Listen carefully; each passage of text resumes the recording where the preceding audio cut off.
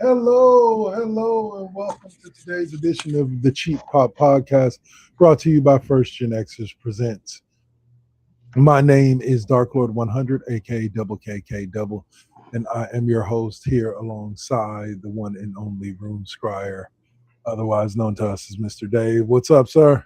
Hey, Uh, how we doing? Doing good, doing good. Hope you're doing well yourself. Yeah, Um, aside from a little dry eye, I'm good. right on, right on. I'll say it's been a very interesting week. I'll mention right now before we jump into hot topics that I was just telling you right now that I watched Mortal Kombat 2 over the weekend. Matter of fact, like an hour before we came on the show, and yeah, I can give it my thumbs up. I highly recommend, especially if you enjoy Mortal Kombat. Yeah. Right. If you enjoy the games and the lore, you'll enjoy this particular movie. It's very well done. So, Okay. but I say that only because we're going to be diving into a couple of other movies come hot topics, Oh, which also, what's up? also real quick, Supergirl is now on HBO Max for those Yes, of us yes, that had missed it. So, yes, and it's worth the watch.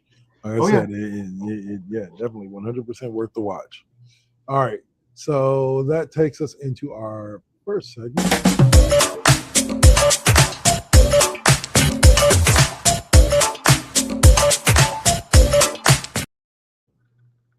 Hot topics. What's up? What's up?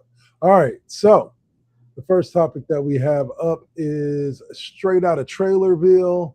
And I don't mean that as in like trailer trash or like living in trailers. I mean that is in movie trailer. Yes, we have yet another one yep, for you we're not done here. with trailers yet.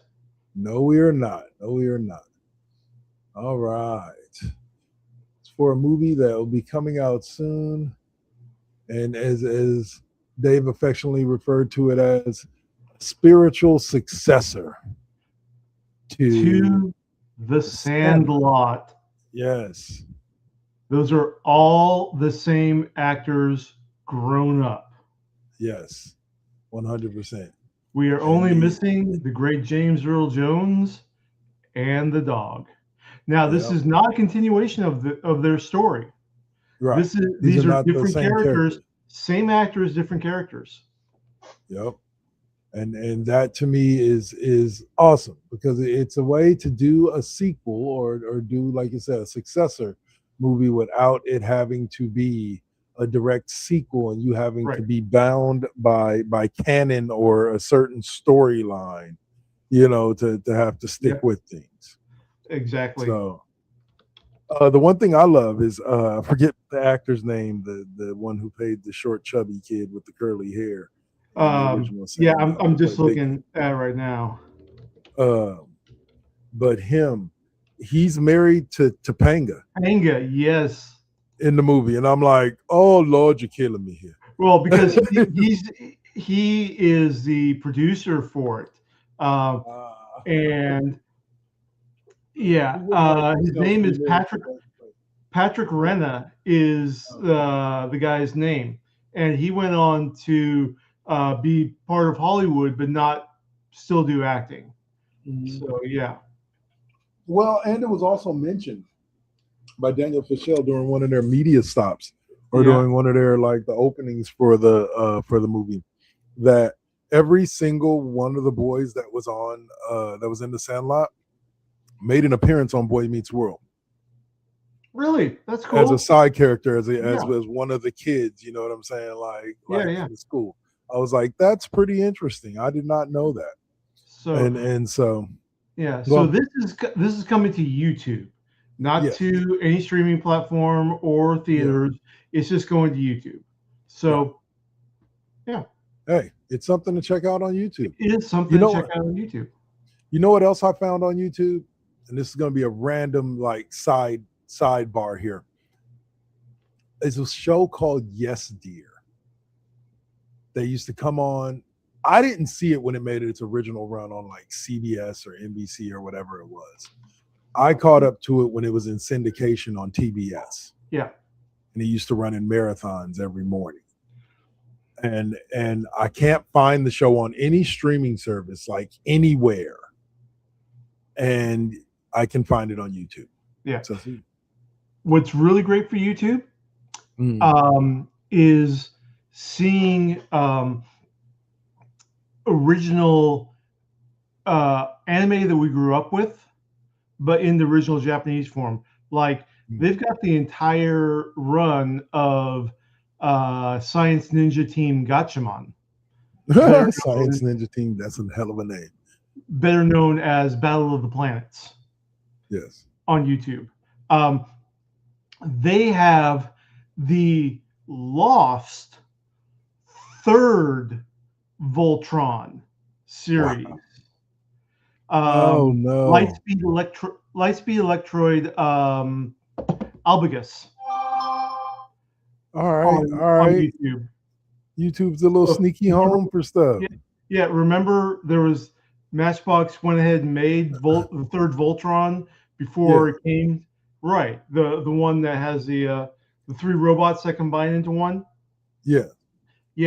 So that's on YouTube. And the interesting thing is that the super form has different powers depending on how the chests are stacked, what the color order is when they're stacked. Nice. Oh, It is a product of the 80s Japan, and kind of problematic in some ways, but shut up, woman. No. Yeah, there's lots of tropes. Like you'll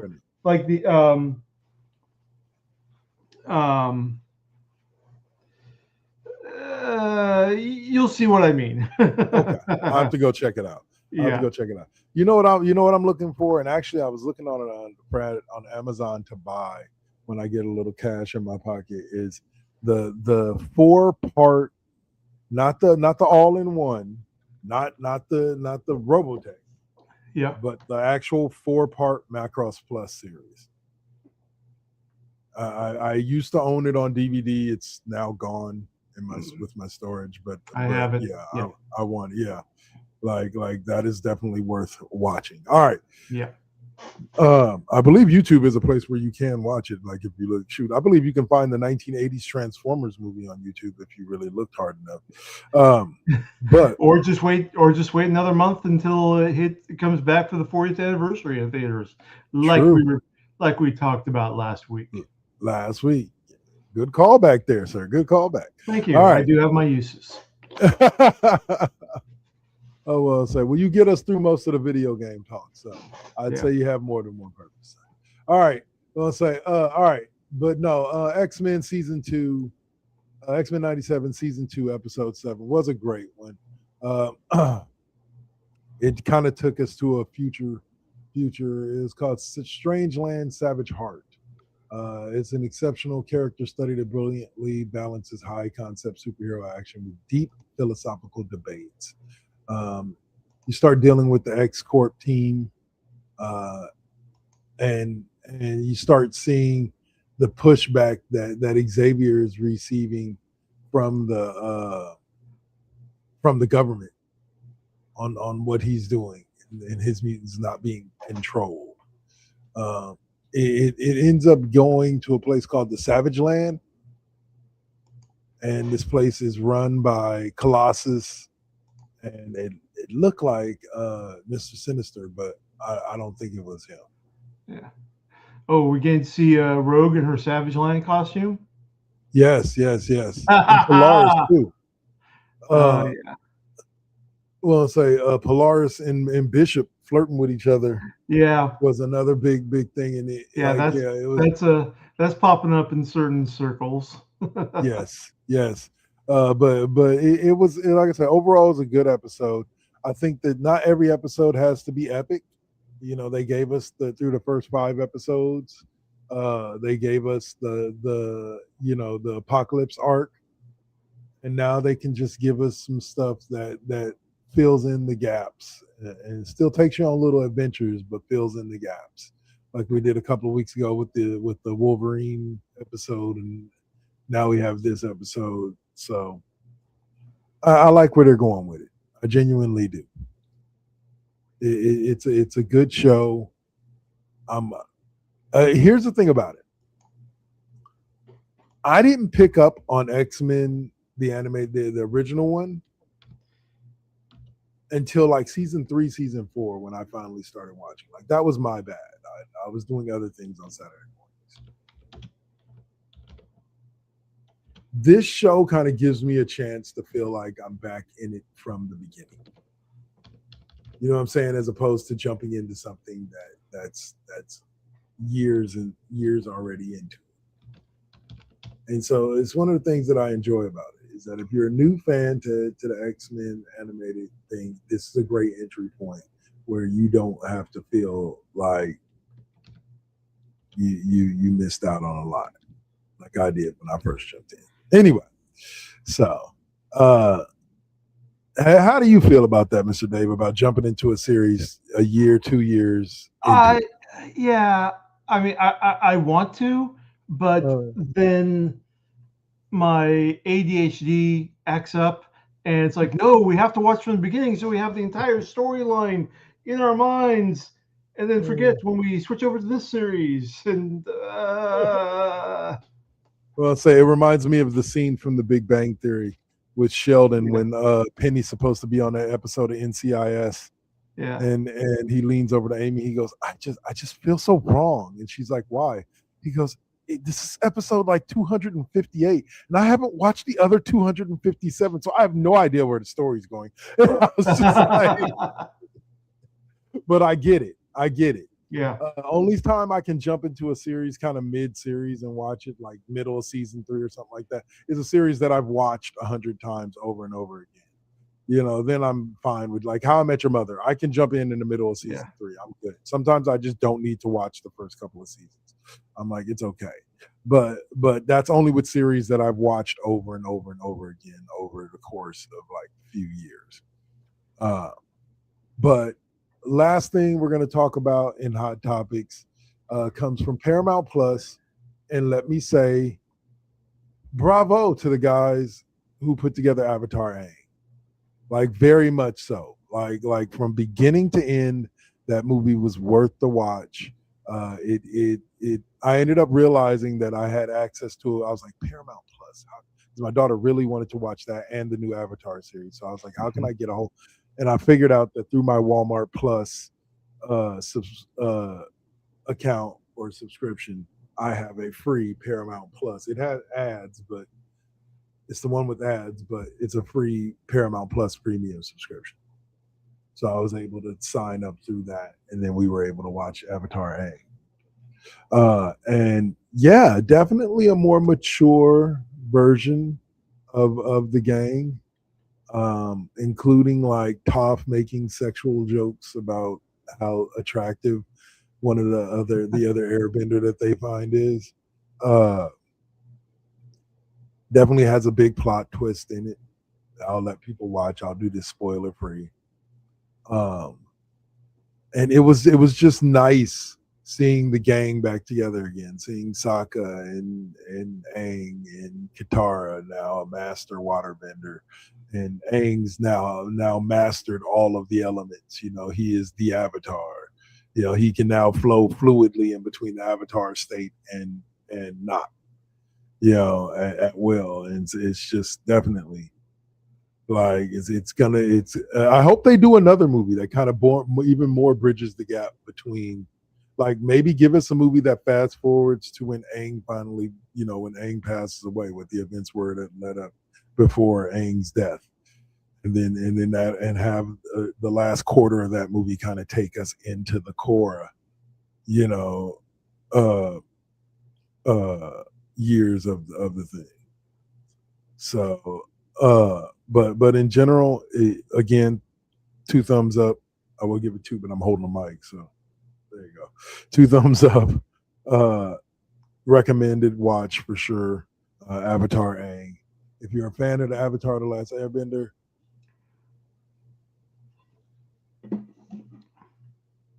sort of.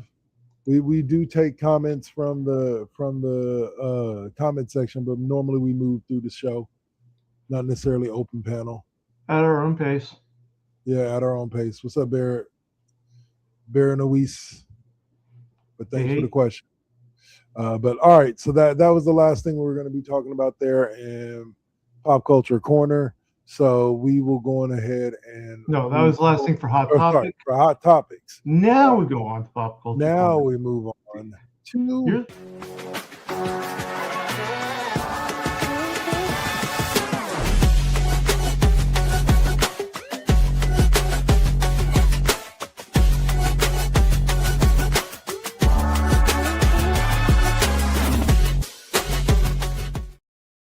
Dude, you're the producer and showrunner. You created these segment names. You should know them by now after, what, 2 years now? Hey. Sometimes I get confused. Okay? That's because you're old. That is true. I am old. All right. So you fill us in on this one, sir, and talk to us a little bit about the Children of Blood and Bone author Tony Ademi left film set sobbing, calling it the worst thing I've had to live through, and I never want to hear about it again. Okay, is this true? Like, what's going on with this? Don't know.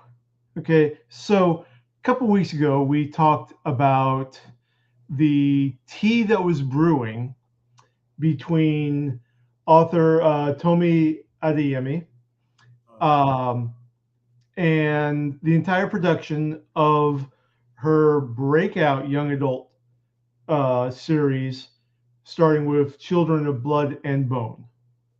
Now, for those of you who are not aware of it, Children of Blood and Bone is a young adult fantasy series, but it is solidly based in African fantasy and mythology and culture. There is not a person of my complexion to be found. So right there, this is pretty historic. And she got into a spat that is becoming more and more public over the production. She started by basically on TikTok telling actress Amanda Steinberg, from who we know from Star Wars: The Acolyte. Basically she did a verbal Will Smith, take my name out of your mouth, don't ever call me, don't ever mention me, nothing. Wow. And so that left a lot of people kind of confused, like, what? And so we're now finding out via Variety and other major online sources that she posted that she had left the set of filming sobbing and an absolute emotional wreck. Now, have we played the trailer for it? Because it's out. The trailer's out. I believe so, but if you want to send it to me, yeah, hang on while I do that. But yeah, so she's kind of adding, she's adding a little bit more. She's adding another tea bag to the pot, basically here.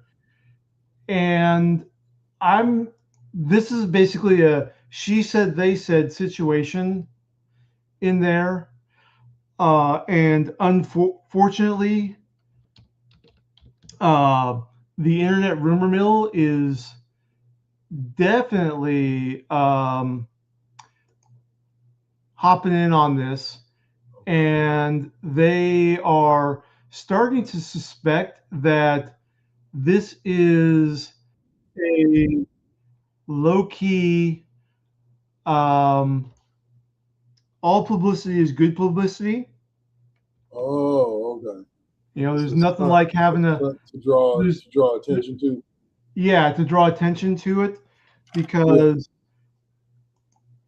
like I said, we don't know because she had an enormous amount of control for a first-time author, from what I understand, over script approval, uh, over all facets of it.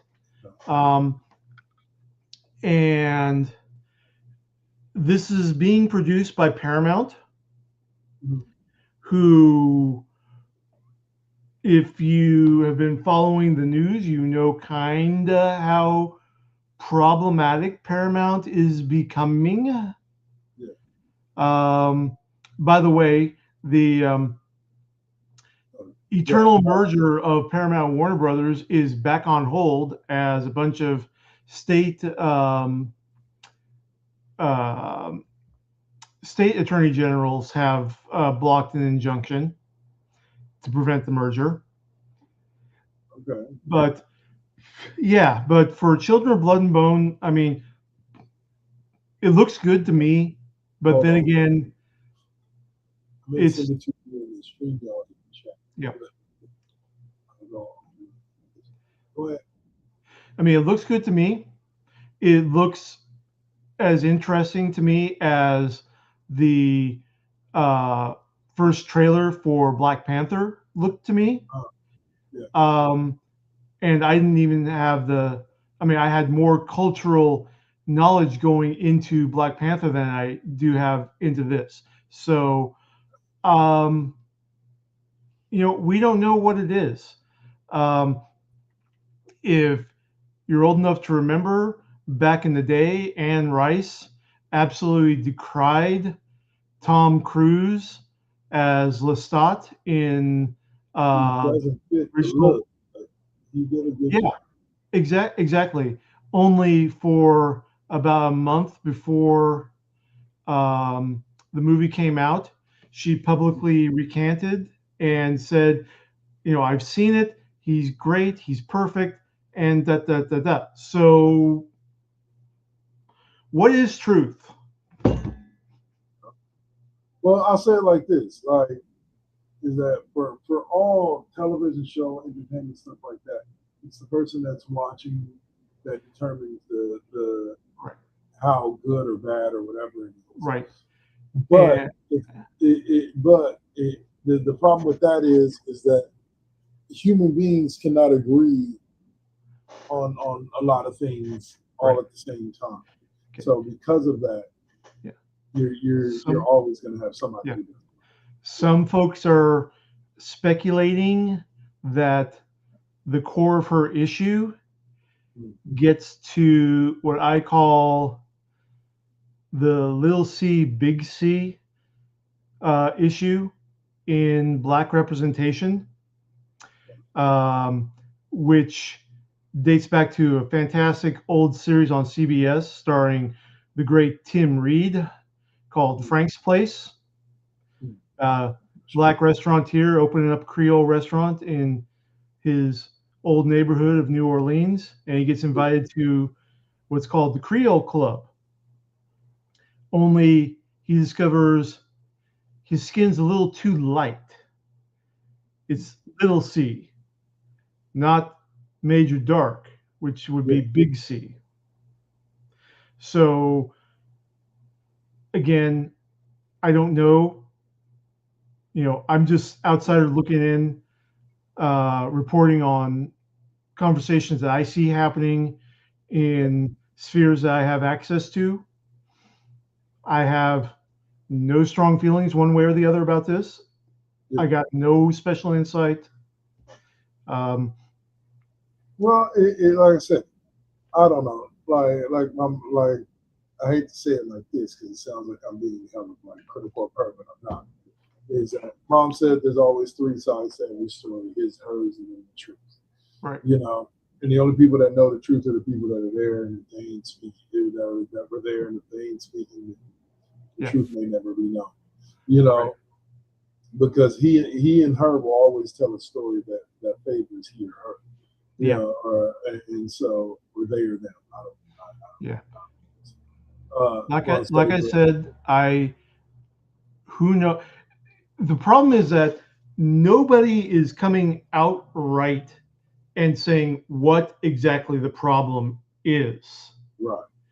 They're just saying there is a major problem that is happening. It's basically And like that person there's a screaming, problem. "Fire!" You must pick a side. Yeah. Well, So, it's like I say, it's like that person sitting there screaming, "Fire! Fire!" You're like, "Where? Where? Fire! Fire! Where? yeah, Fire! Where? Fire! Where? Mother, tell me Yep. where so we can put out the fire! Fire!" Yep. Like, Yep. and they just keep saying fire. Yeah.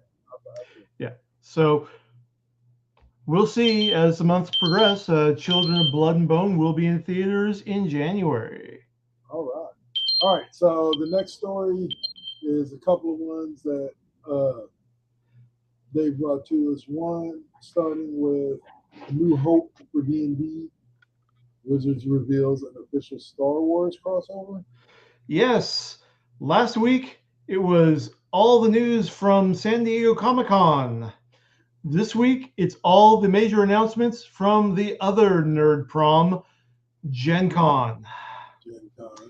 So, Wizards of the Coast, subsidiary of Hasbro, purveyor of the Dungeons and Dragons role-playing game, made two major announcements.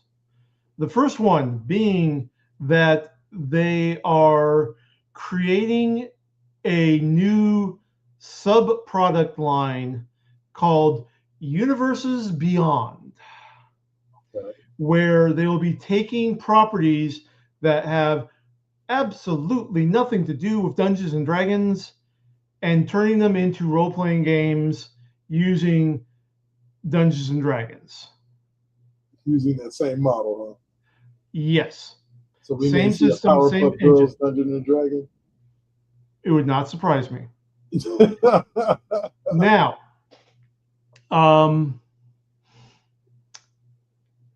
here's the thing, though. Way back in Dungeons and Dragons 3rd edition, they did have Star Wars using Dungeons and Dragons. Okay. It was fine. Okay. My problem with it was that the limitations of the system engine. Okay, where you're going from the original Star Wars role-playing game from West End Games that came out back in '89, where simple, elegant, everything you need to know to roll is right there on your character sheet. Yeah. Just roll that number of dice, add some potential modifiers that are listed in your character sheet. Boom, done. But you also had free-form character development. Okay. Like, let's say that, okay, I've got enough experience points to increase a skill. I think I'll increase this skill, or I'll increase that skill. So you could have the smuggler improve their negotiation skill, try to con things, or you could have the smuggler improve their mechanical skill to fix their starship or blaster or whatever. Or you could even have the smuggler become a force sensitive and start learning Jedi powers. Gotcha. Okay. D20 doesn't work that way. There's static level progression, which means that every Jedi, you go up a level, these are the benefits you get. Even if you have some choices in there, everybody gets this. Every Jedi gets this. Next level, every Jedi gets these choices. Every level, Jedi gets these choices. Mm. Same for every kind of character class, whether you're a smuggler, whether you're a diplomat, Jedi, whatever. So it's a very limited system compared to what is and what has come before. Gotcha. So, yeah. Also the fact that the guy who created D20 Star Wars, very hardworking man by the name of Owen K.C. Stevens, follow him on Facebook, who is a workhorse of the RPG industry. He's the one who created D20 Star Wars for Wizards of the Coast, and he's out of work. They aren't bringing him back in. He's essentially a freelance contractor now, which is kind of a death knell in the RPG industry. It means you got to work your ass off even harder to be able to earn. Nobody, but then again, this also follows Hasbro. It's like, why should we involve anyone who made this popular? They don't tell Jeff Grubb when his Spelljammer universe gets a new adaptation for 5e. They don't tell Margaret Weiss or Tracy Hickman when their Dragonlance universe gets a new adaptation for 5e. Why should we involve? Another reason why I absolutely think Hasbro is a shit company. Fair enough. Yeah, but this is apparently, for reading between the lines, this is going to be another Hasbro one-shot, hit it and quit it, ghost them, that they do with every single Dungeons and Dragons setting that is not Forgotten Realms. Okay, Ravenloft, you got one source book / adventure, maybe a second adventure, but just one source book.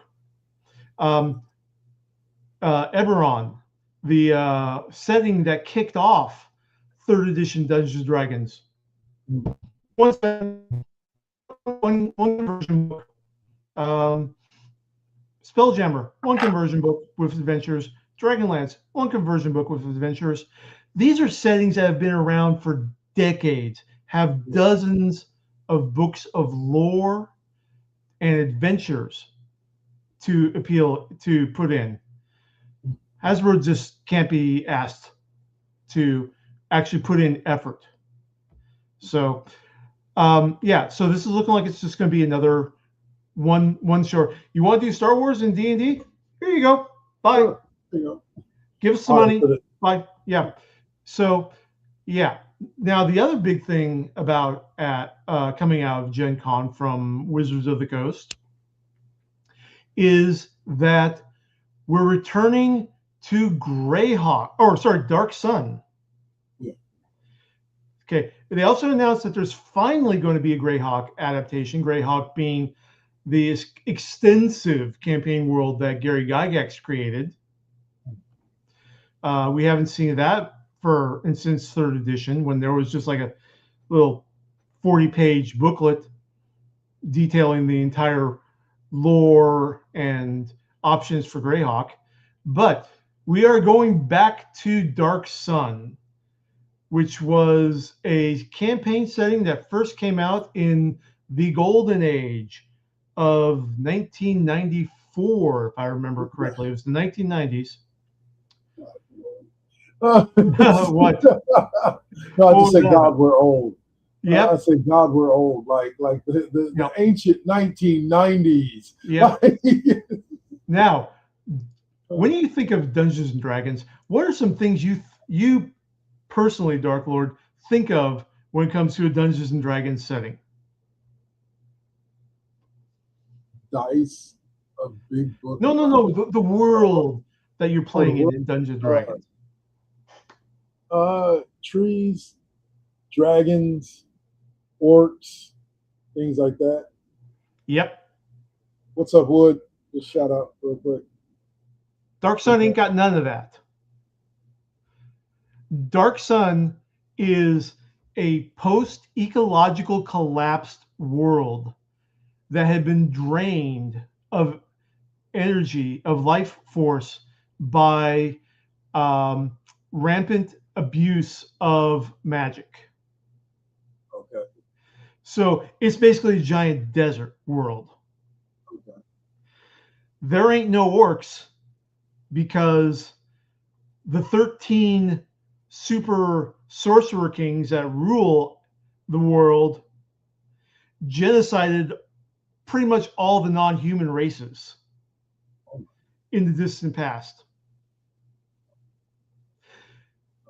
As one website put it, this is a setting where there are no gods. Instead, clerics are either worshiping the sorcerer kings and getting their magical powers directly from them, meaning that they're kind of tools of the oppressive state, or they're worshiping elemental figures. So, as you can imagine, in a desert setting, the cleric of water gets all the trim.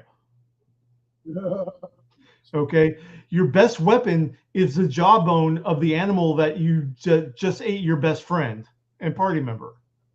Oh my goodness. Yeah, this is the most grim, dark setting possible for Dungeons and Dragons. It sounds yeah, slavery what all is the rampant. mamas was afraid of, huh? Yeah, slavery is rampant. Yeah, Halflings here right now, but he'll be back. Halflings are cannibals that hunt and eat other races.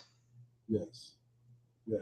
So when Pippin asks, "What about second breakfast?" You better start worrying if you ain't a halfling. Okay. Yeah.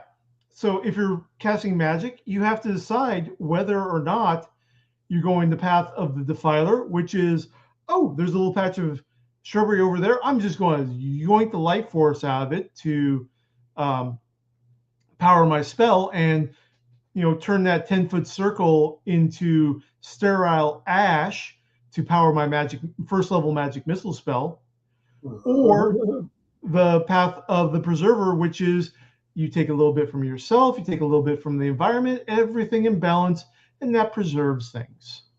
Okay. That's so yeah. So the problem is that this has been Dungeons and Dragons' redhead stepchild ever since Wizards of the Coast got it. Yeah. Especially since Hasbro took over. Wow. They didn't know what to do with it. And a lot of it is, I have to say that a lot of DMs don't have either the skills or the emotional maturity to run such a setting in proper context. Okay? Mix and match, take your pick in there. This is not a setting for newbies, either players or GMs. This is a setting that to get the fullest out of requires a lot of subtlety and a lot of planning and a lot of watching every version of Spartacus. Okay. The other problem is that there was a great set of books that came out to introduce the fiction novels written by the setting's creator, but the problem is that he kills off all the big bads and solves all the problems in the books, in 5 books. 5 books. So it's like you're reducing the player characters to supporting characters to a bunch of NPCs. What do we got to do now? Everything's been solved in the canon timeline. It's fraught with complexity. But getting back onto the point, 2027 we'll see a Dark Sun source book finally released. Again, they're only announcing 2 books, a conversion book and 1 adventure, actually separate rather than combined into one. And nobody exactly is pleased about this. Definitely not the hardcore fandom of Dark Sun, who've been loving this product for 30 plus years. They're like, okay, we don't want Hasbro shitting on our fun place. Okay, we know how to play this. We know how to run it. We don't need Hasbro or Wizards of the Coast. We're sticking with 5e. Oh, sorry, we're sticking with 2nd edition. Okay, and so again, it's Hasbro shooting themselves in the foot. They seem to be pretty good at that. They are very, very good at that. It's like, it's not just with Dungeons and Dragons. Right? Yeah. When was the last time you saw a new Transformer? True. enter into the In a lore. few Well, movies, but the yeah. same Transformers. Just yeah, not a different design. Yeah. Not a limited edition that they sell at Comic-Con. I mean, a new Transformer become part of the lore and the canon. When was the last time you saw a new member of the G.I. Joe team or of Cobra? Very, very true. Hasbro is a hit it and quit it nostalgia cash machine.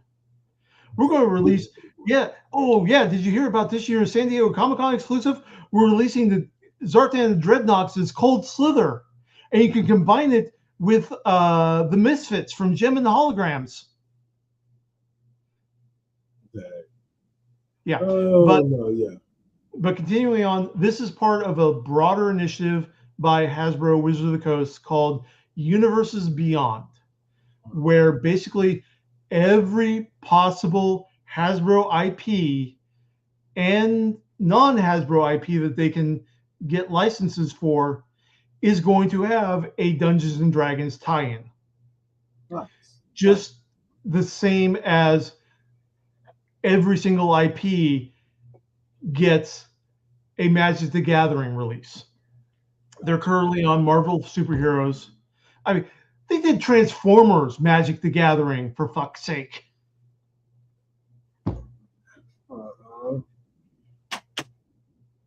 So, all right. Thank you for listening to this edition of Dave Rants About Hasbro. No worries, no worries.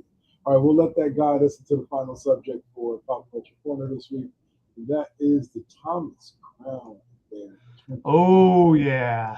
Edition of the movie, the new trailer just came out. With Mr. Michael B. Jordan. Now, this is a reboot or a remake of the It's one. a remake of a remake of an original series, original movie. So the first Thomas Crown Affair came out in the late 60s, early 70s, I think, and was George Peppard as Thomas Crown. Okay. Then we had the remake starring Pierce Brosnan. Pierce Brosnan. Yes. And now we got this. Nice. And I believe, I believe that it's also Ryan Coogler directing. Did Ryan Coogler do Creed 3? No, I'm wrong. This is Michael B. Jordan directing himself. Okay. Yeah. So, but yeah, fantastic. I'm all in on that. The Thomas Crown. Maybe call me like scarred by having watched what I watched, but every time I see movies like that, it reminds me of Wanted. Movie with Angelina Jolie. Yeah. And then she played the assassin, the assassins that can bend bullets and all that. Like I don't know why, just the way it's shot and the way everything it's the hyperaction stuff. Yeah. But yes, the Thomas Crown Affair revolves around Thomas Crown, who is a dilettante that is a one-man Ocean's 11 squad. He does it all. Yeah. He does everything that it takes Danny Ocean and 10 other people to do. He's a leverage team all by himself. Exactly. As he's pulling off art heists, not because he needs the money, but for the sheer thrill of it. Just to make sure he can get away. Yeah. And the thrill for him gets cranked up to 11 when a female insurance investigator gets on his tail and starts investigating him.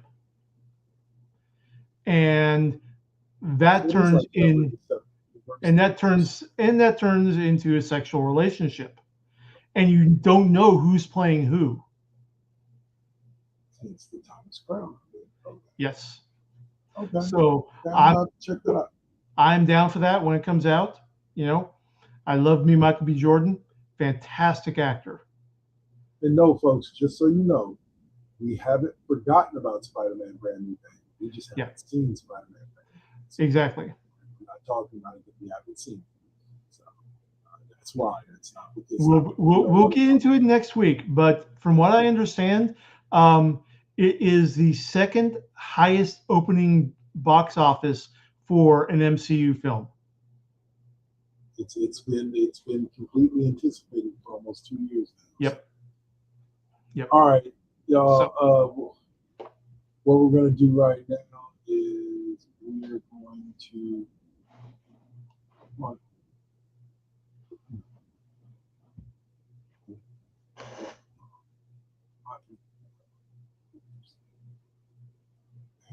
I don't know what I opened up. Like it just went down there and it was like, oh, here you go. Like, no, you don't know what I want. But after we're going to go to our quick promo break. It's going to be about 4 to 5 minutes. After that promo break, we will go and talk a little bit about SummerSlam Night 1 right before the start of SummerSlam Night 2. Right here, we'll talk about some of the results. That'll be it. You are currently watching the Cheap Pop Podcast right now on GenXers, Twitch, YouTube, and also the WKKW Network YouTube. Stay with us. We'll be back. Peace.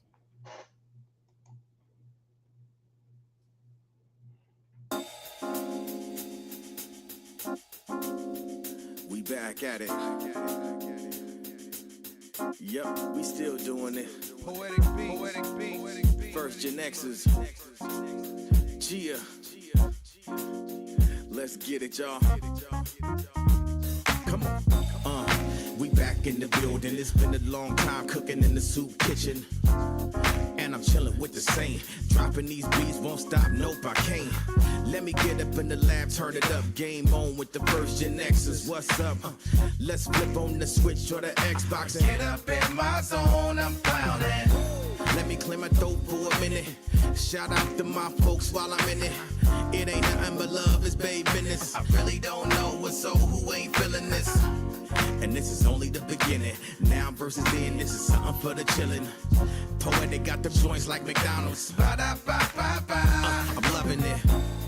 It's the first GenXers. We're now rocking with Poetic Beats. This is the first GenXers production. Get your PlayStations out. Get your Xbox out. Get your Switch out. Let's get it in, y'all. Holla back.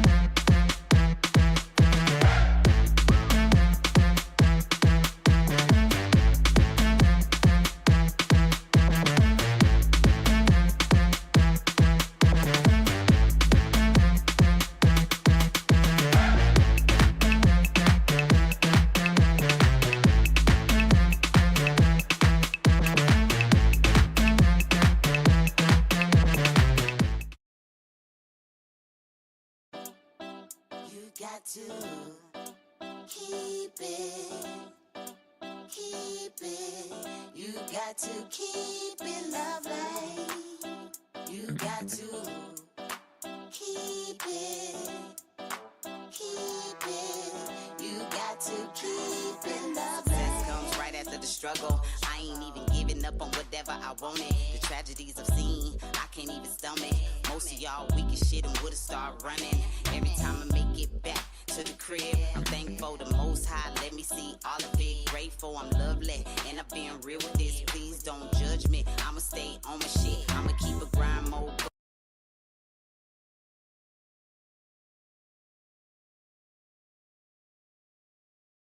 Adam's family like dynamic between Pugsley and Wednesday. Like, very true. Yeah. Well, I always temper this because I think I did not like the perceived caution tagline. I've also seen what Chase Center looks like when the Valkyries are fucking playing, so fuck all of you.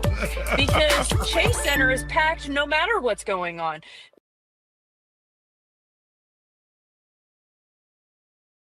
Saturday nights at 5 p.m. Pacific, 8 p.m. Eastern on the first GenXers radio network. Join K-Double as he brings you K-Double's 5th period music class. He will open with a master mix by DJ K-Double, and then you will hear from artists like DJ Jazzy Jeff and the Fresh Prince,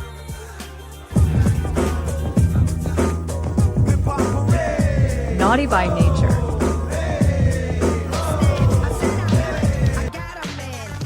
Positive K,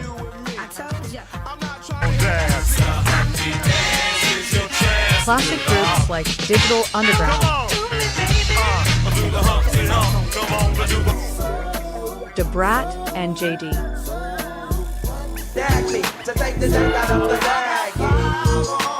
and finally the Loonies.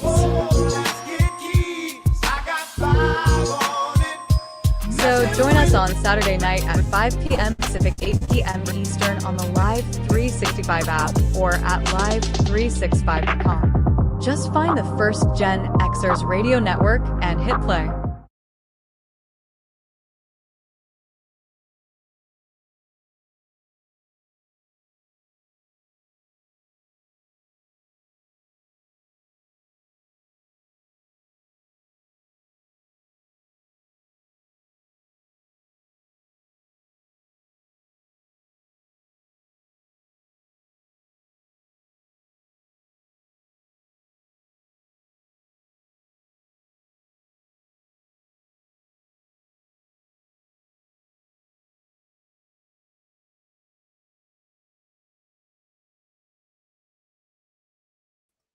All right. Until Dave gets back, it'll just be me. And I hope you guys enjoyed that promo break there. Oh, there Dave is. What's up, bro? I'm back. I was just kind of like, yeah, I can stroll around a little bit because I haven't seen SummerSlam. So because it's all good. It's all good. We haven't even gotten to the point where we ran the promo for SmackDown Alley yet, or the intro for SmackDown Alley. Before I forget, one last thing. Coda, on my rant about the Wizards doing the Star Wars role-playing game. It's also been announced by the current holder of the Star Wars RPG license, Edge Studios, formerly Fantasy Flight Games, that they still have the license to publish their version of a Star Wars role-playing game and the products. So that license is still intact. Okay, so we might get two of them, huh? Yeah. It seems that Disney has learned from putting all their licensing eggs in one basket, like all Star Wars computer games going to EA. So, So, which is good because I actually like the Edge Studios Star Wars game for various reasons that I won't bore you with. But so I'm glad to see that I don't have to scramble to shell out money to complete my collection. Awesome. All right, so we'll let that little last bit of info there take us over into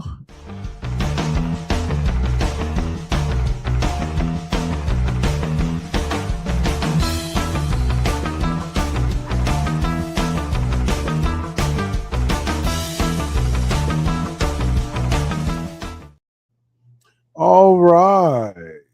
We are now in SmackDown Alley, where we talk about all things wrestling. Today, we're going to just get it in real quick with a little SummerSlam Night 1 card review. It was an interesting night, as I'll be honest with you, I watched it, but I did not watch the order in which they did it. So we're going to kind of do this from the least important match to the most important match.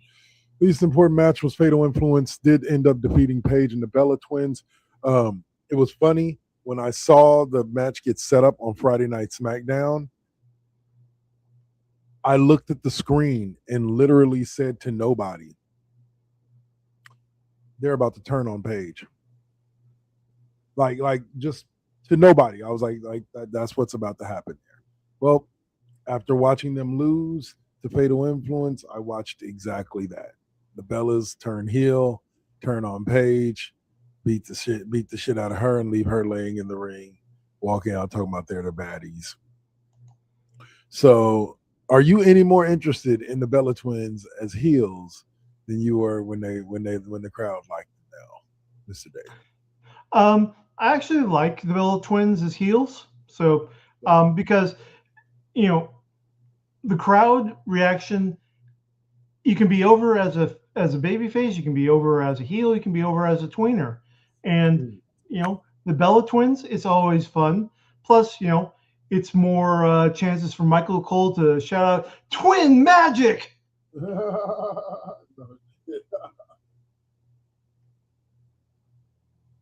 Well, we'll see what they have to say for themselves on Friday night. Yep. Because we're going to see Paige turn face, hard baby face, and the Bellas go full heels twins or twin magic. All right. So, 6-man tag was, wow. 6-man tag was LA Knight, Solo Sikoa, and Royce Keys defeat the Bloodline, Jimmy J, and Jacob. Yeah, it was an interesting match. Wasn't the ending I expected. I expected the Bloodline to stand tall. This was one of those rare times where the good guys got over on the final go home like Raw or SmackDown, and the good guys ended up winning the match. So Solo proved that he's funny as hell. There's a clip going around of him. I don't know if you've seen it, but there's a clip going around of Solo. Him and Jay just got done with an exchange, and then he turns to the hard cam and tells him to run it back and starts doing Jay's whatchamacallit with the crowd. Yeah. And he's just like, and Jay's over there pissed. Like, what? No, not you. Like, yeah, it's hilarious. But congratulations. I think this means good things for Knight, Solo Sikoa, and Royce Keys. Maybe a future title shot for somebody like LA Knight. We'll see how that plays out. I still think at the end of the day, Solo's going to end up going back to the Bloodline, but now it's just not the time. Yeah. I think that if I were to suspect, I would think that we're going to have Solo be a thorn in the Bloodline's side until Roman says enough is enough. I'm going to take care of this personally, and we're going to get a Roman Solo Sikoa match. Solo Sikoa match. Oh my goodness! Sorry, Nick Aldis just came out. I guess he's GM for SmackDown now again after the match we're going to talk about next. But this man is now introduced. Who else? Who is this? Yeah, we're watching SummerSlam live here, folks. Sorry. Some of us are watching SummerSlam live. Oh, my goodness. So Nick Aldis just walked out. I assume I'm going to have to rewatch it later. I'm assuming that he is now the GM of SmackDown again. But he just introduced Gunther. Sami Zayn was supposed to have his one-on-one match with Finn Balor for the number one contendership. Well, Nick Aldis just added Kevin Owens and Gunther to that match. Kevin Owens, yes, who I haven't seen in like 6-8 months. I know. But that leads us to talk about this match, which was Gunther defeated Nick Aldis via submission last night on the SummerSlam card, and I thought it was a pretty decent match. And it pretty much went the way I expected it to go. I did not expect Nick Aldis to win that match, and he gave a hell of a match. He made Gunther look good. So I was definitely happy with that. It was a great match. But this next match did surprise me because I expected with her momentum that Io Sky would be walking out of the SummerSlam as the Women's World Champion, but we still have Liv Morgan, who beats Io via pinfall. And what I feel match of the night material. Because I don't care what none of you haters say, Liv Morgan can wrestle, and she did a pretty damn decent job of it as far as I'm concerned. Oh yeah. I don't deny Liv Morgan's ability. Yeah. I just don't her gimmick doesn't get me. It's like, I'm never going to be a mark for Liv Morgan. Oh, I understand it. I understand it. Like I have grown. It's I'll say it like this. Originally, when I saw Suicide Squad, right? Mm-hmm. As good as Margot Robbie was as Harley Quinn, I was like, not really feeling it. Yeah. But after I watched the movie a second or third time, and then I watched her also as in the Emancipation of Harley Quinn. Harley Quinn, yeah. She grew on me. Yeah, She grew on and me. And now that's fine. Yeah, and now I'd really rather not see. I'm not saying Liv Morgan's going to grow on you. I'm saying that's what happened to me with Liv Morgan. When Liv Morgan first hit the scene with the Riot Squad, I was like, but over time, Liv Morgan has grown. I've just had my teenage heart broken too many times by the blonde bitch girls to ever be a mark for Liv Morgan in this gimmick. High school trauma leads to lack of fandom. I can understand that. All right, and so the next match that was pretty good as well, and again gave me an unexpected winner, as I expected to see Cody walk out with the championship, and we got CM Punk retaining in what wasn't a clean match, because we also had a return in that match of the one and only Randy Orton. Mm-hmm. Who I had heard earlier this week that both Randy Orton and KO were supposed to be coming back. So we have KO that we just talked about right now, and then we have Randy Orton, who interfered in this match to help CM Punk retain his title. Sorry. But before the interference and after the bell rang, they gave us one hell of a wrestling match. And that's one thing, like I always tell people, like people go, Roman Reigns can't wrestle. I say bullshit. Before all the bullshit started in that WrestleMania 42 match, I think it was, where he lost to Cody. Before all the bullshit started, they ended up leading to Cody winning. Cody Rhodes and Roman Reigns gave us a wrestling match. Gave us 30 straight minutes of an actual wrestling match. Then they gave us shenanigans to the finish. So, but and this match was the same thing. It was great until the shenanigans and the finish. Other than that, it was an amazing wrestling match. And our champion is still CM Punk. So we're going to get a bunch of dream matches for the title over the next few months. Yeah. Of CM Punk versus your favorite wrestler, insert here. We're getting your girlfriend's favorite wrestler's husband versus your favorite wrestler. All right, and then we closed night one of SummerSlam with what I thought was, in all honesty, by normal standards, it was a pretty mayonnaise Hell in a Cell match. Like neither man bled really. Like there was a bunch of power moves done, but that was expected. You could have done that in a no DQ match. And you did have a great moment where Brock Lesnar paid tribute to the Undertaker when he hit Oba with the tombstone. By taking 30 minutes to walk the ramp. He was in his hometown, and that was most likely Brock Lesnar's last match. Let that man have an hour to walk down to the ring if he needs. But real talk, like Brock truly enjoyed the moment. Like, and the finish, I can see where people would be disappointed with it, but I was happy with it if Brock was happy with it. And it looked like he was, because basically the finish saw him hit the tombstone, Oba kick out, Brock sitting there looking confused as usual, just like the Undertaker did with him when he kicked out. He did it with Shawn Michaels too, looked all like, oh my God. And then Oba got up, punched a chair out of Brock Lesnar's hand, put him in a fall from grace, and pinned him 1, 2, 3.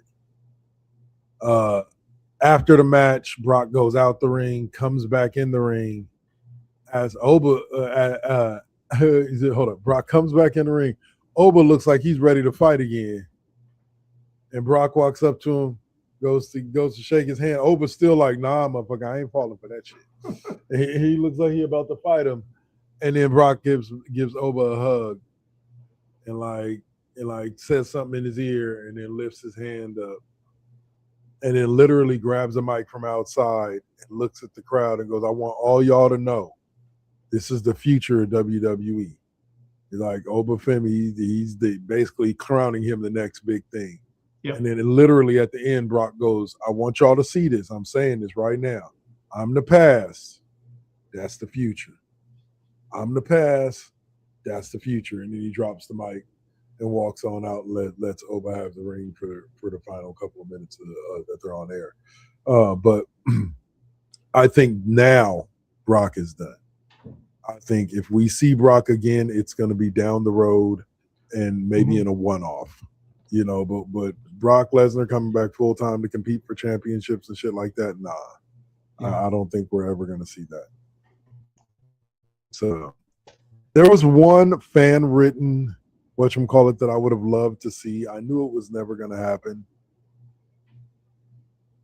But basically somebody pitched Paul Heyman turning on Brock Lesnar to become the new mouthpiece for Obafemi.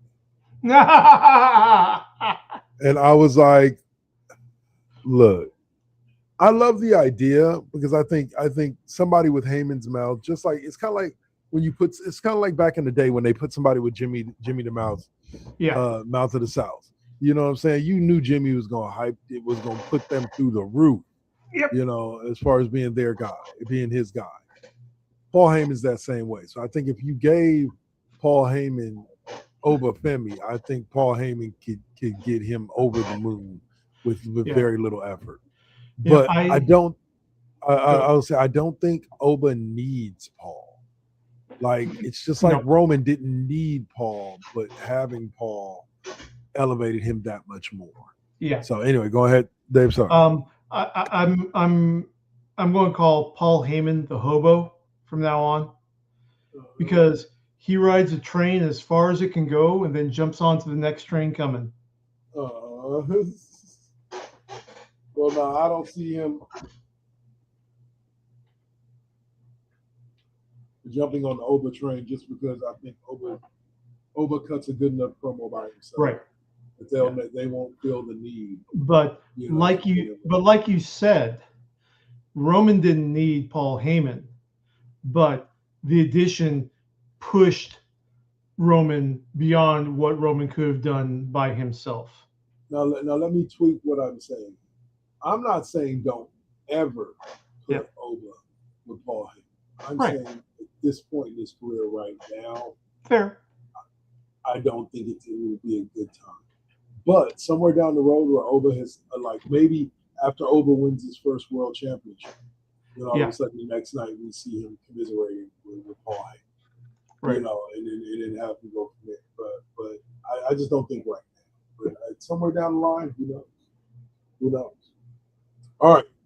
So that was the main event of the evening. Closed on that SummerSlam Night 2 card. Currently, it was supposed to be a singles match of Sami Zayn and Finn Balor. And number one contender match, but that match has now become Sami Zayn versus Finn Balor versus Kevin Owens versus Gunther for the number one contendership for the WWE Championship. And it's been a hell of a match so far. But this match is one that I don't know how I feel. I don't stop sniffing that cat's butt. Sorry, y'all didn't need to hear it. One second. But anyway, yeah. So we'll see who wins it. But at this point in time, I think it was wise of them to add some flavor to that match, so to speak, in Gunther and KO. So everybody's kind of got a history with everybody there. KO's got a history with Finn Balor and Sami Zayn. Sami Zayn's got a history with Finn Balor and Gunther and KO. KO's got a history with, like everybody got a history with everybody. And that just makes it even that much more interesting. So, all right. So also on the card tonight, and I figured this one you may want to get some thoughts in on. We have Human Monies on a Pole match. Danhausen versus Dominic Mysterio. Oh, when they first said this, I'm like, don't get me wrong. I've seen the money on a pole. I've seen the flag on a pole. I've seen dignity on a pole match. Like I've seen it all, but I've never seen a human monies on a pole match. That's new. That is going to be fun. Is Danhausen versus who tonight? Dominic Mysterio. Oh, please let Danhausen defeat, not just defeat, but humiliate Dom. That's what Danhausen does best. Is Danhausen humiliates the heels. Just mwah. Oh man. So it looks like our new number one contender. Spoilers ahead if you're not watching SummerSlam and don't want to know about it. But it looks like KO just won the number one contendership. Nice return. Nice. If someone dies in Hollywood universe, who would hit you the hardest? Be honest with you, it'll hit me hard when either Morgan Freeman, Larry Fishburne, or Samuel L. Jackson. When any of the three of them die, it'll hit me pretty hard. Mm-hmm. Hopefully that ain't anytime soon, but when any of the three of them pass away, that'll hit me hard. They've been such a huge part of my life in general. Another match we have for tonight as well is Trick Williams taking on Baron Corbin for the United States Championship. So give me a quick thought and prediction. Do you think that Baron's going to whoop that Trick, or Trick is going to retain? I don't know enough about either of them, both in terms of style and in terms of heat, to make a prediction there. So it's like, I'll see. Well, fair enough. Trick Williams has been pretty hot. I don't really see a reason to take the strap off him right now. Like I said, I don't know how hot Baron Corbin is. Well, Baron Corbin is getting true heel heat because he's really good at doing that.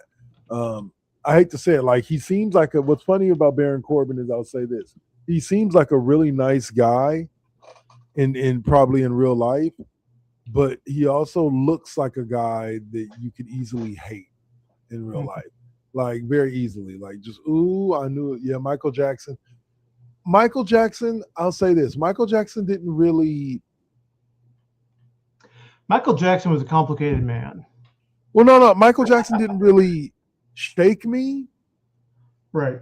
Because especially the last couple of times that I saw him on television, I was like, there's something wrong with him right now. Yeah. Oh, we're getting into the Hollywood who died. Yeah. Yeah, but no, I'm just saying, like, but it stunned me.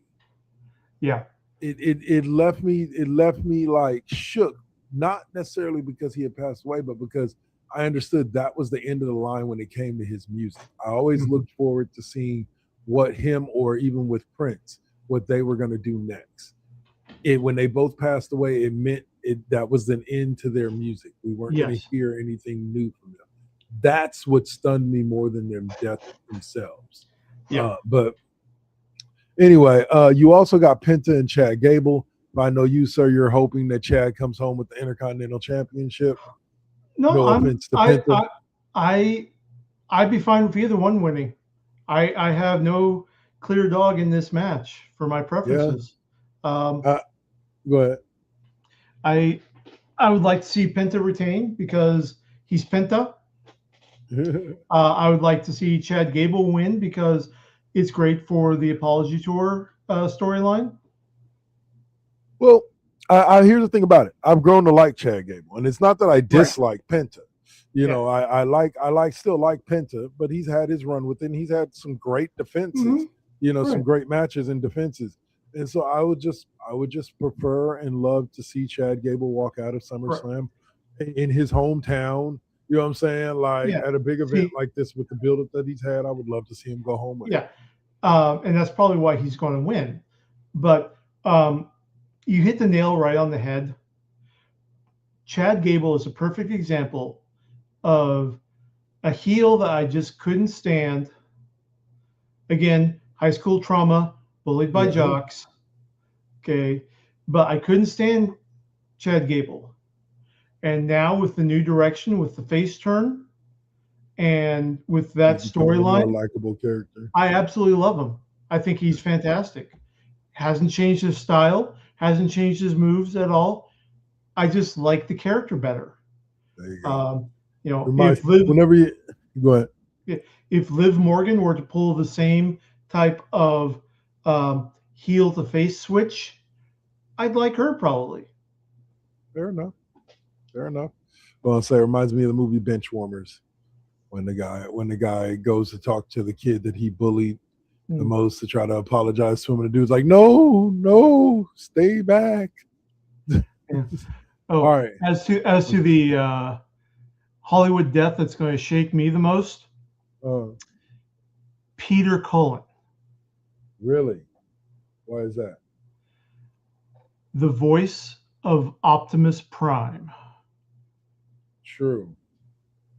Very, very true. That's the man who, the character who has been an integral part of our childhood, shaped our views about protecting others, standing up for what's right. Yeah. Even though I first was introduced to Peter Cullen's work when he was playing the evil Sorcerer Avenger in Dungeons and Dragons. But yeah, I mean, Peter Cullen, that's going to be my breakdown crying Hollywood death. Like that moment of realization. Yep. That's going to be a big chunk of my childhood that dies. All right, so the last two matches, one is to crown an interim women's champion. Tiffany Stratton, Jade Cargill, Chelsea Green, Charlotte Flair, the Last Legend will fight in a ladder match to determine who is the interim women's champion until Rhea Ripley can get back. And then we will have a champion versus champion face off that will determine who is the undisputed WWE women's champion. So this is a match I'm just going to love to see for the fun. Like, there's going to be some great spots in that. Last Legend is one that's going to tear through the competition, but I'm 100% sure she's not. Any of the other four would be viable picks. Jade, Chelsea, Charlotte, Tripp, Tiffany. I think being that they seemed to be building to Jade and Rhea before Rhea went out with the injury. I think we're going to see Jade win these, so that it can be Jade and Rhea maybe at like Survivor Series, or hell, maybe even more.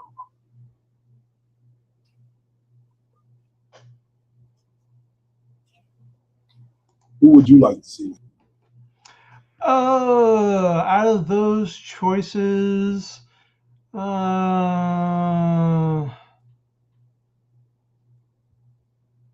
going to go with Jade.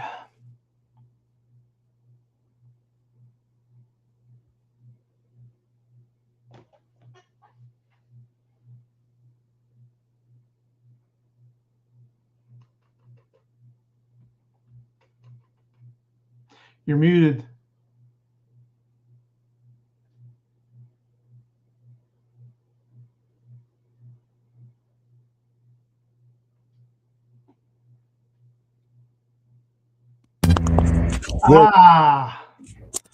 There we go. Okay. Thanks for the busted eardrums there, bro. Sorry, man. Didn't know it was going to do that. Just connected. It's okay. Battery died, so sorry. Well, I'll say, but yeah, so well, I'll say, we got Roman Reigns taking on Seth Rollins for the World Heavyweight Championship to close SummerSlam tonight. A match that I'm pretty sure a lot of people are looking forward to, and me, myself, and I will be probably glued to the TV as it happens because I want to see what's going to happen, because I don't expect Roman to lose the belt, but we'll see what happens. Any quick thoughts on that match or any desired outcomes? No.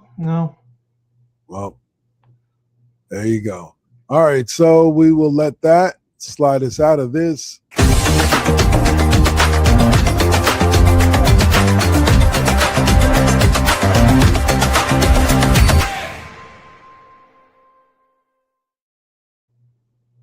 game reviews and news.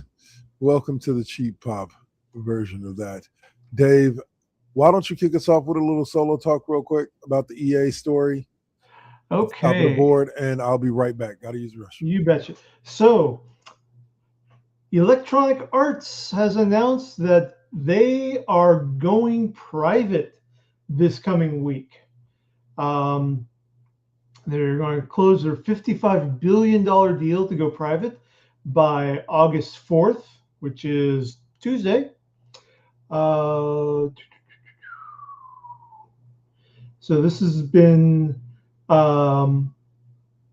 this is after they were acquired by the Saudi Arabia Public Investment Fund, Silver Lake, and Infinity Partners in the largest leveraged buyout ever. So, I got mixed thoughts about this, and mostly it's the continuing enshittification of the once legendary Electronic Arts title.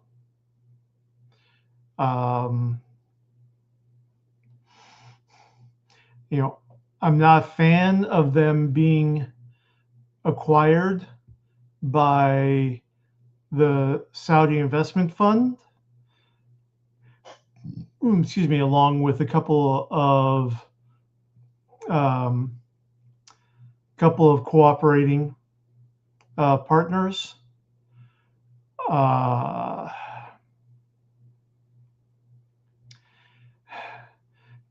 It's complex because this maneuver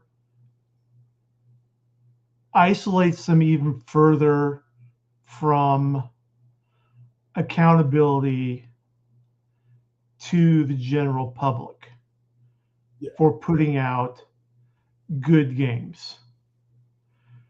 It was really kind of one of the last checks that EA had, where if they put out a terrible game, they had to worry about their stock price dipping. Now that they're going private only, they don't have to worry about that. They can do whatever they want. Right. Yep. So there's no accountability to putting out a good game.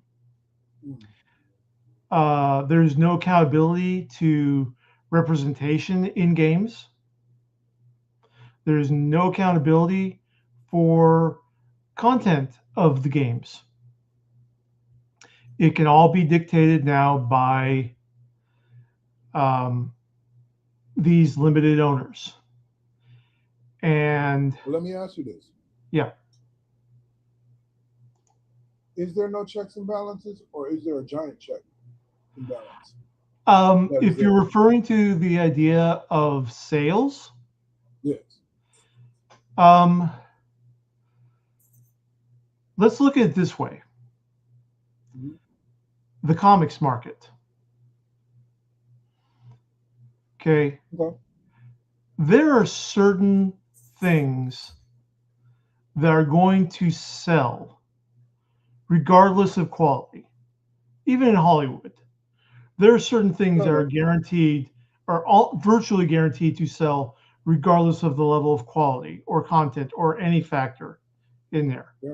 So if you take in a calculation of, okay, we need to plan for this reasonable opening for the budget, everything else is just gravy, then there's no real reason to put out a superior product. It rewards putting out an adequate product. Right. But what I'm saying is that gamers are of a finicky type, where if you put out a low quality game, odds are good your sales within the first couple of months, your sales are going to dip because the reviews are going to come out and everybody's going to be talking about how it's crappy of a game it is. Right, but then, sales. If you try to put out a game again, even though you have the legendary name behind you, people are going to be a lot. Muted again.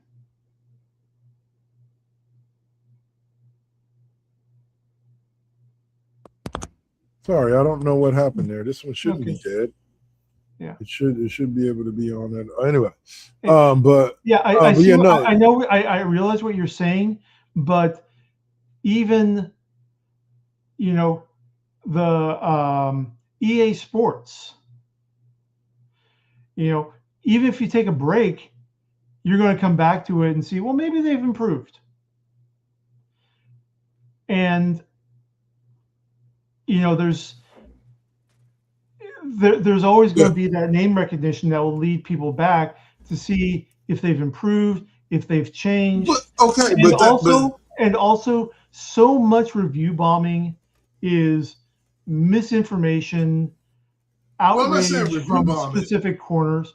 Right. But I'm not saying review bombing. I'm saying, like, if you put out a shitty game, people, like, yeah, you're going to make a certain amount of money, but people aren't just going to buy your game. You see what I'm saying? Like, what I'm saying is people may come back down. Oh, let me finish the full thought. Yeah. People may come back down the line, but you should see if the market works the way it's supposed to. If you're putting out mediocre products, you should see a dip in market share, or a dip in whatchamacallit.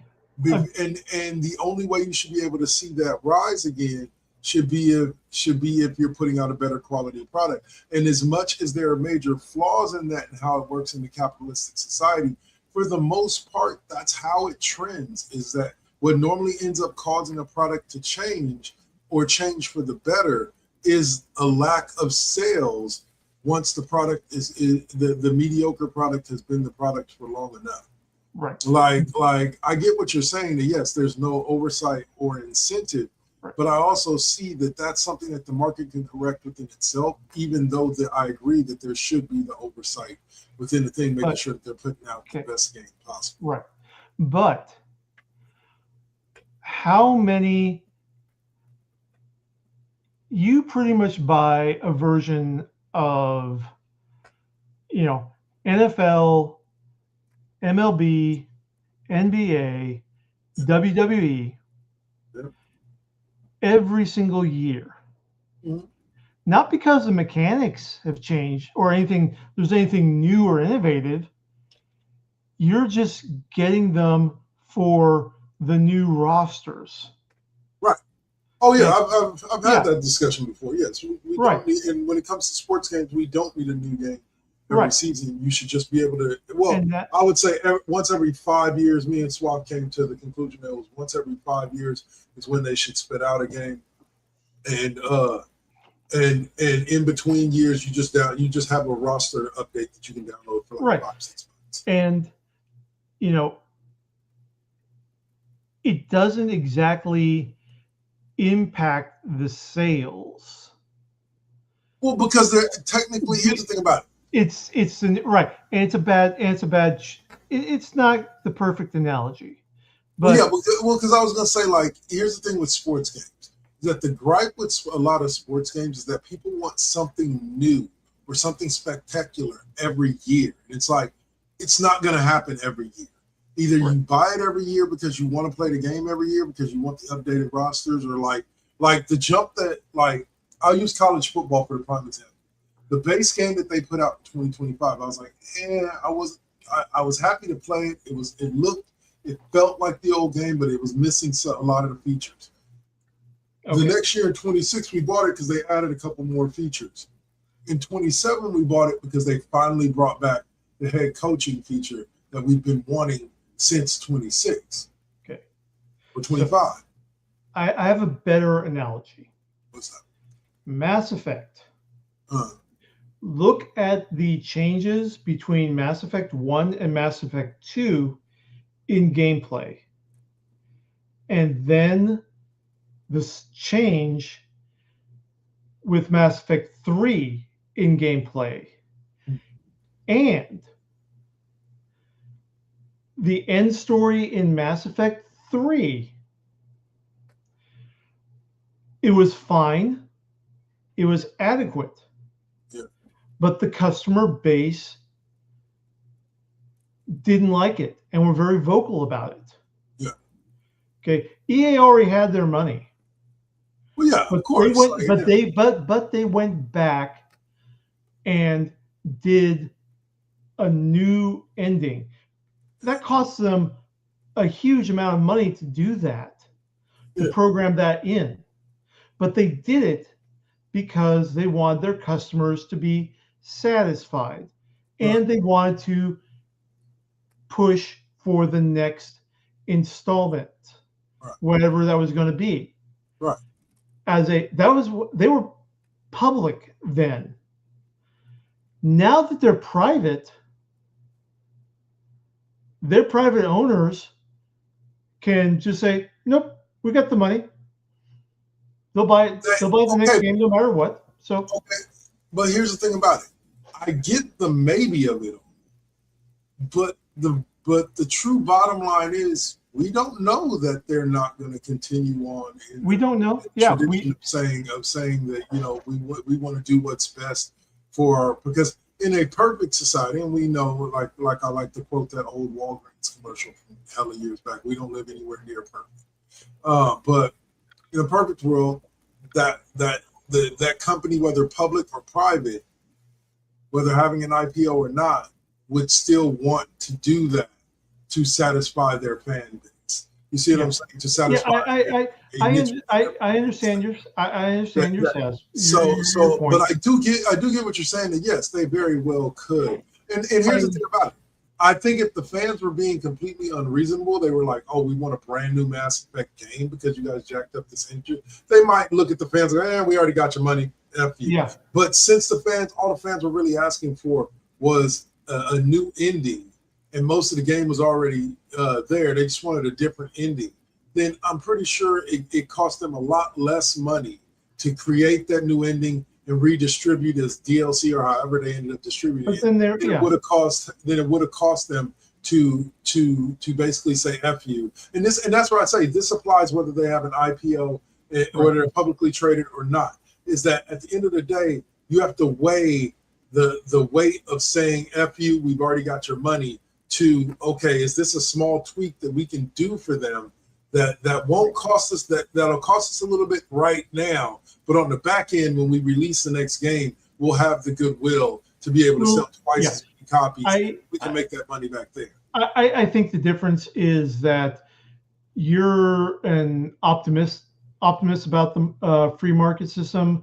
I'm a cynic about it. So anyway, you see the good, I see the bad that gets exploited regularly. Well, no, I see the bad. It's just a matter of me saying that if the company made that choice, I don't think the company made that choice because it was public. I think the company made that choice because it was in the moment. It really weighted against financial. Like I said, you look at it from a business aspect. The money we can make, the money we have now versus the money we can make later. And so I think if you look at that situation from a business standpoint, they would have been way more at risk of losing a lot of money later by saying F you than they would have been by doing what they did. Mm-hmm. See what I'm saying? Like they definitely made the right choice, not just for the fans, but because at that point in time, and this is the way all businesses work, at that point in time, what the fans wanted coincided with them still being able to make some money. So they understood the weight of what they were doing, and they made the right choice. Not all companies do that. You're right in that. You're not wrong to be pessimistic. Yeah. Some companies do say F the buyer, F the person. We're just going to get our money and run. But there are other ones out there that don't.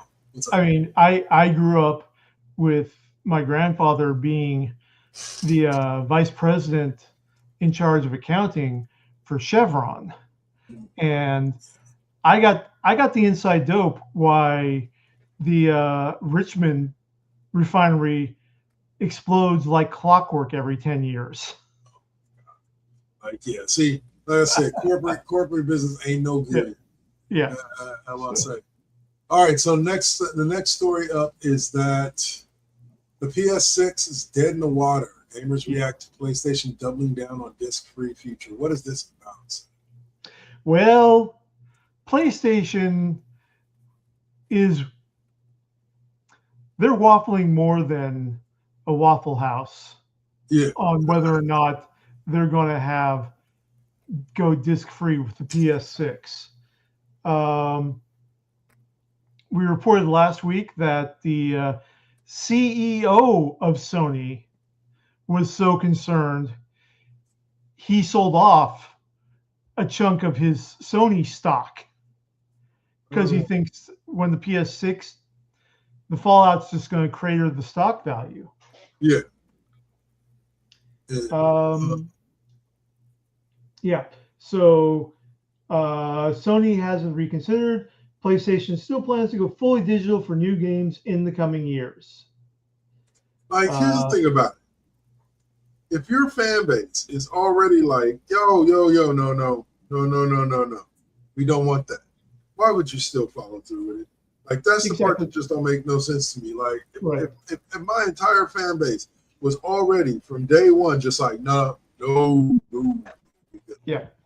Like, you know, like, I would just be like, you know, let's hold off on this until there's more of a necessity. Yeah. And, you know, I agree that the fans have a right to be outraged. And we also agree that Sony routinely shoots itself in the foot. Yes. But we also need to acknowledge that the fandom shoots itself in the foot as well.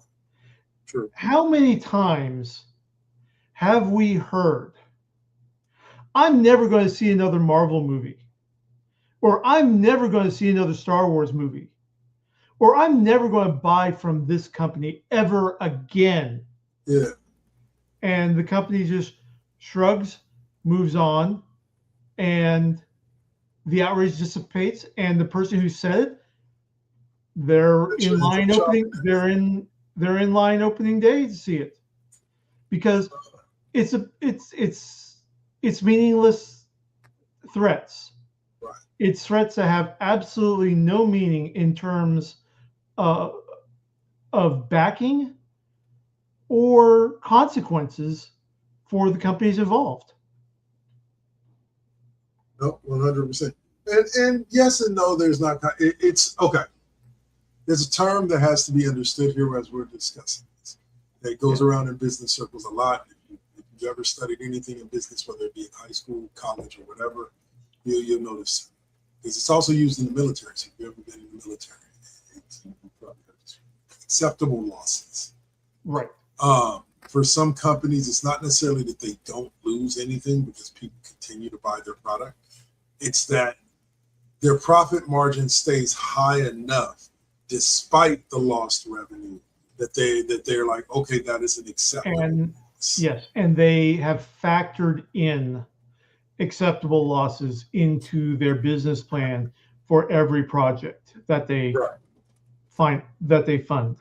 Exactly.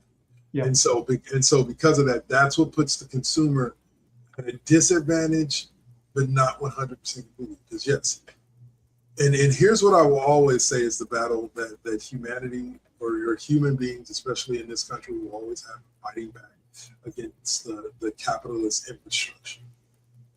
There has to be a large enough group to make the losses unacceptable. Yep. And getting 5,000 human beings on the same page, let alone 50 million human beings on the same page, is damn near impossible.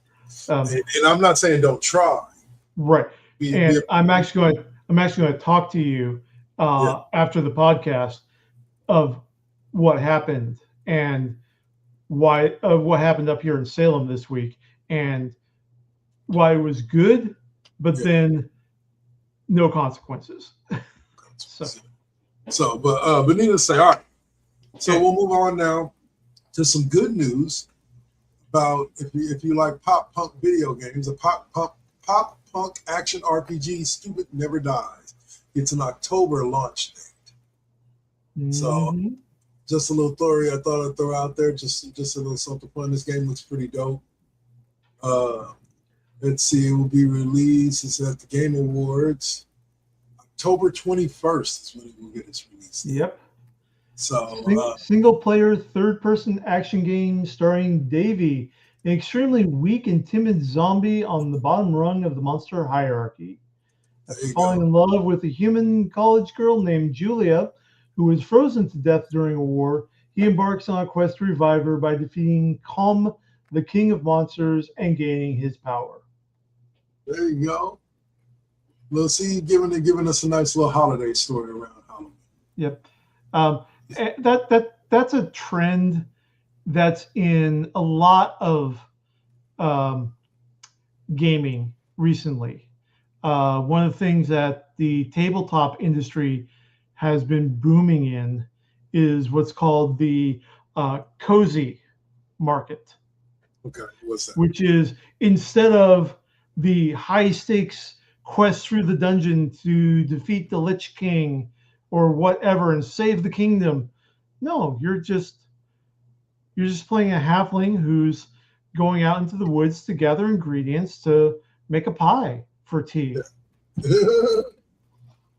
Yeah, That's it's great. It's low stakes. You're still having fun, but it's kind of just like nice. farm. It's kind of like relief. farm simulator. Yeah, it's comfort food. Yeah. It's comfort food as gaming. And it's what do you think of when you think of Nintendo's primary lineup with Mario Kart, and all those other titles. There's no high stakes pressure unless you're playing Mario Kart, 4-on-4 on the couch, and your elbow counts as a shell. Hold on one second. All right, LaDon's chimed in. Thanks for joining the show again this week, LaDon. Thank you, sir. As always. He says, you sound like Supergirl. I assume we were talking about Hasbro and what you call it. Yeah. And he said, it's time to face the fact that we're all moving. Hold on. It's time to face the fact that we're all moving to PC gaming at this point, because if we're not getting physical copies of the game, it's cheaper and more convenient to get them through Steam. The man has a valid point. He does have a valid point. Plus, if you're getting through Steam, you have console commands and cheat codes. Yeah. When was the last time you had a console game with like their version of the Konami code? Up, down, left, right. Yeah, the debug tool that's still in the game. Really, they left it in all these years later. Yep. You want to get technical? Every single Bethesda game has the same console commands for debugging. You can type every single Bethesda game, whether it's an Elder Scrolls game, a Fallout game, Starfield. They have the same hexadecimal code for an item code for money. So hexadecimal, I think it's 0001 is the item code for gold, bottle caps, and credits that you can add to your character. Across the same, there is a common console command that will take you to the Cave of Wonders, where right off the bat, a copy of every single item possible in the game is spread out there for you to take before teleporting back to the starting point. Wow. Yep. LaDon says room. Exactly. Room. Yeah. All right. But you can't use those codes on console versions. Here's what's funny to me. I love that you're stuck in Skyrim. You're stuck in Skyrim, chopping wood for like 6 hours physical time to get the money to be able to go into Whiterun to afford the house after your first dungeon run. Let's say, I will tell you this. I know that every iteration of Sim City. And set some kind of infinite money code, Yep. infinite this code or that code, like every single version I've ever played. All I've had to do is look it up, and then it was there. But all right, so the next story I believe came from you. I may have came from you. Well, it's like Fable will have a playable combat gameplay demo at Gamescom in 2026. Yeah, no, not for me, but yeah, I'm curious about Fable. It's a series that I like. We'll see what comes up, because it's been a hot minute since we've had a Fable game. It says Xbox will be streaming the coverage, of the event live for those who cannot attend. Right. So on August 26th. Yep. And we had the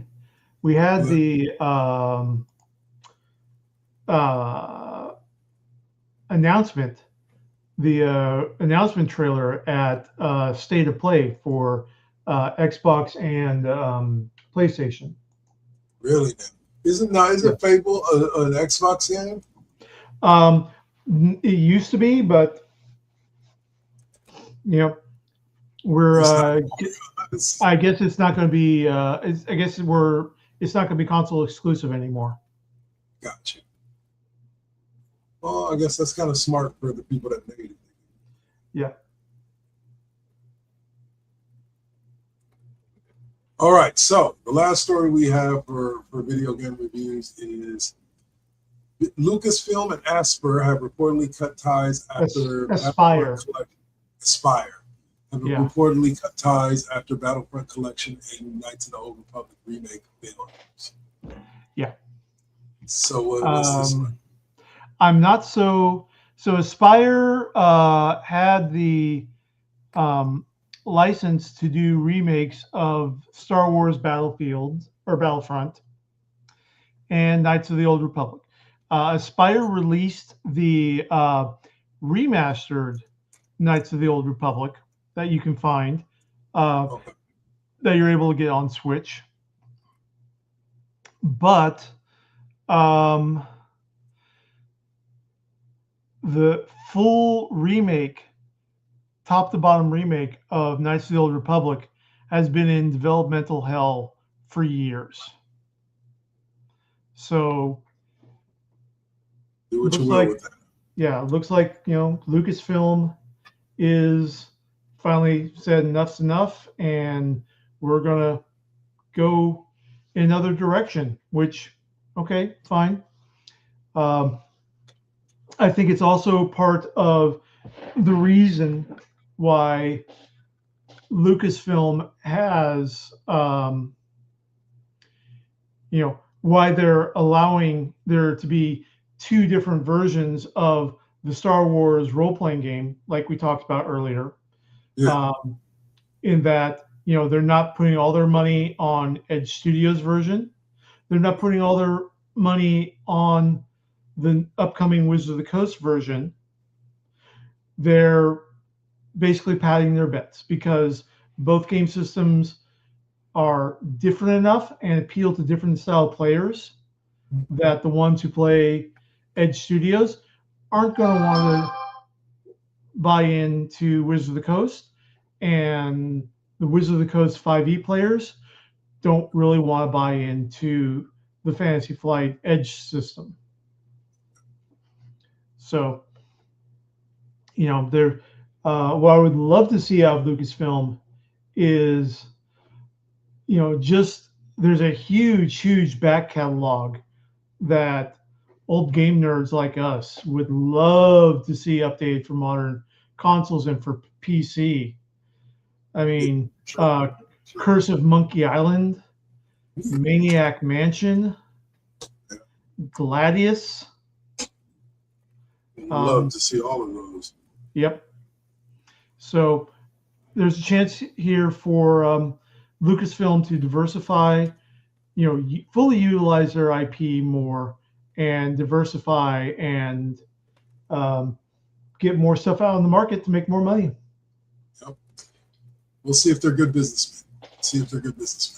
Yep. All right, y'all. So that will take us out of video games for this week and take us into our final segment of the night, which is, as always,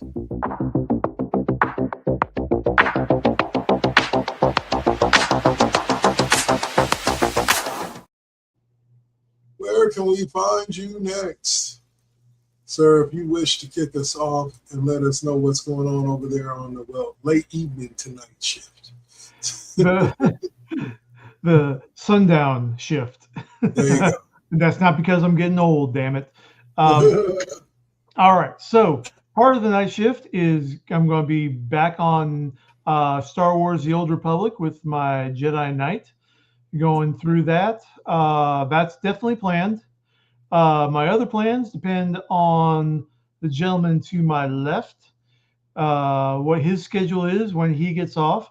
I may get in another hour and a half to 2 hours of City of Heroes tonight.